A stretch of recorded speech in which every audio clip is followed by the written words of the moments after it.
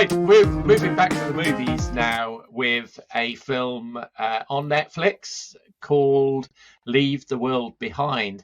And in this film, Julia Roberts, Ethan Hawke and their family rent an ideal holiday home in Long Island, only to have the owners turn up on a night when the world falls into darkness. Strange sounds emanate from the skies and animals begin to behave a little strangely. Here's the clip.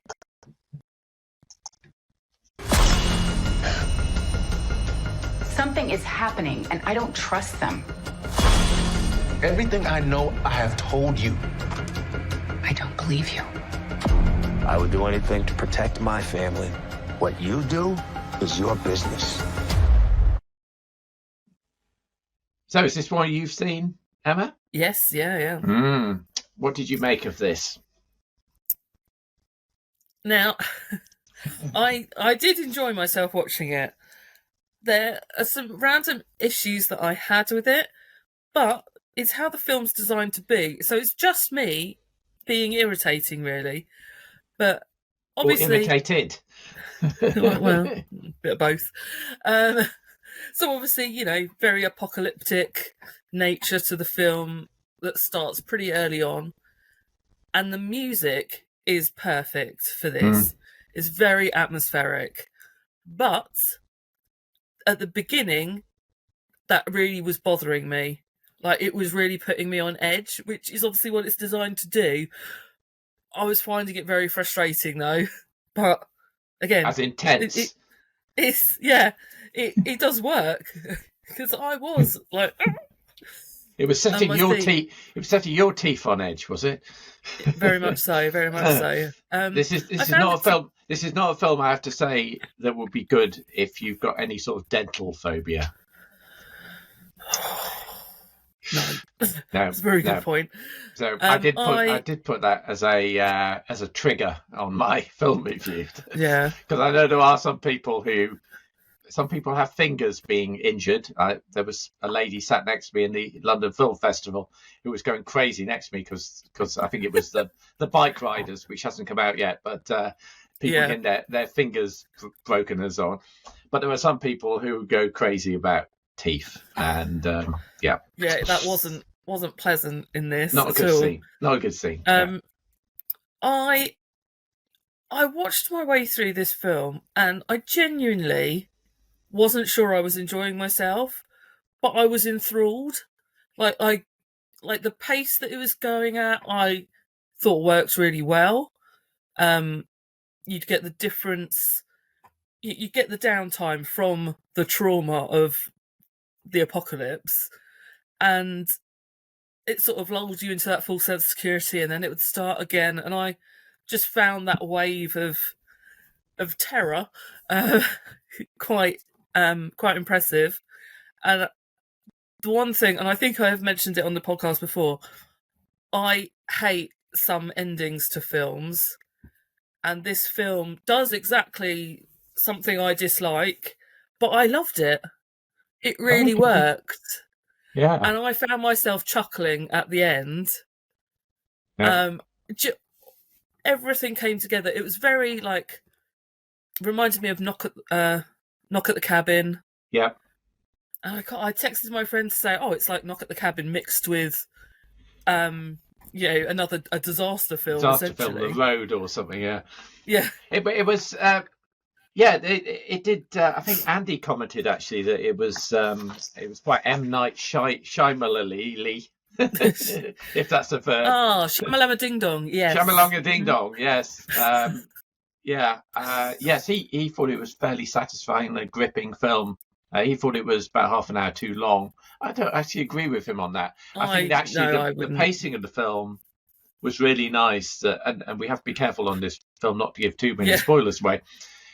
But you're never entirely sure, I think, what's going on. And that's part of the reality of the fact that we're so reliant as a civilization on the electricity staying on and the broadband staying on, right? The mobile phones and the internet going down. These people are pitched into a pit of not knowing what's going on. And I think that was really very effective in the film. And there were some kind of standout scenes.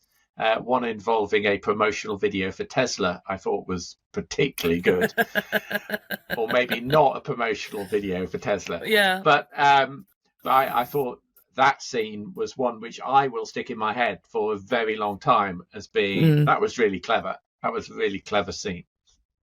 I enjoyed it, and I've heard some people critical about the fact it didn't really have an ending. It just almost kind of you were left to imagine what would happen carrying on. And I imagine this is one where they will look to build a sequel potentially for it. I really hope they don't know. I loved the way that ended. Yeah. I would be happy with it just as a standalone thing like that. I guess I had some quibbles that some of the stuff was not well explained around animals and around aircraft. That left me not being completely satisfied with the storytelling per se. On that, I think my brain went to other films like that and just filled in the blanks.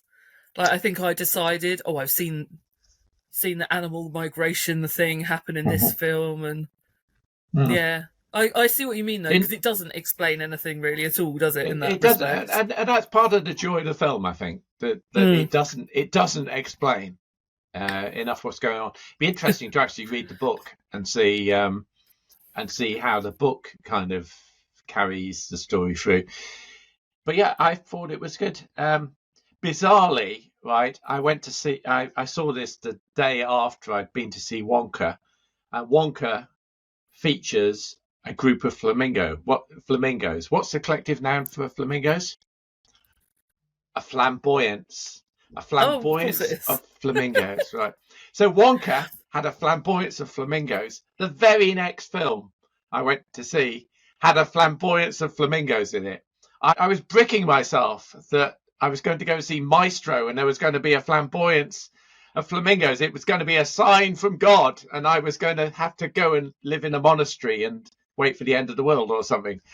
Wait for the flamingo apocalypse to come. Right, so that is Leave the World Behind. In terms of scores, I gave this one an 8 out of 10. Andy has also given it an 8 out of 10. Your score, Emma? Yeah, I'm on an 8 as well. 8 out of 10. Very consistent scoring for Leave the World Behind on Netflix. That's an 8 out of 10. It's a solid gold hit from us. Yeah, I think deservedly so. Very good.